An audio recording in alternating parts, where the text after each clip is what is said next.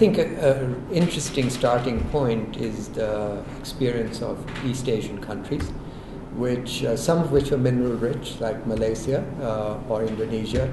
Some of them not mineral rich, such as Korea, Taiwan, even China is not necessarily a mineral rich country. But each of these countries at various junctures decided that the way forward to growth was through industrialization.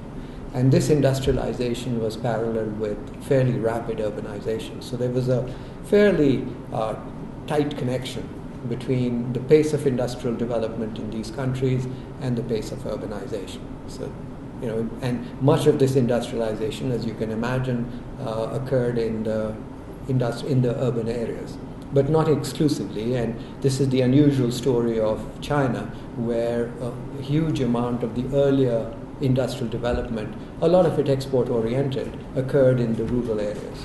And actually through the 80s and through the early 90s, much of the export from China was by rural enterprises that had been able to attract foreign direct investment, largely from Hong Kong and from Taiwan and elsewhere.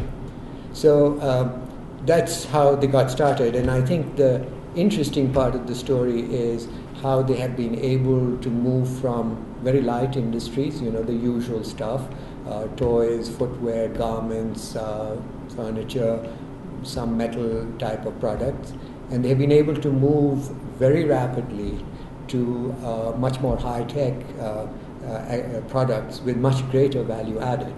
And in the process, they have been able to generate the sort of surpluses and increase the levels of savings and investment, which has made it possible for them to not only deepen their industrial system, but at the same time build their urban infrastructure. So what is so striking about these countries, and I've been visiting them since the mid-70s, is that almost every 5 years there is a substantial change which you see both in the industrial composition, in their exports, and most spectacularly in the quality of their infrastructure, not just the urban infrastructure, but the transport infrastructure, other infrastructures as well. What you also notice, particularly in the case of China, is intense pollution. So not everything which has happened in the context of industrialization has been great. Some of it has been not so attractive. But nevertheless, you see improvements in standards of living. You see great increases in things like living accommodations, services, and so on. You find that the average household has acquired a huge suite of assets of various sorts. And you find a level of confidence which was not present a long time ago.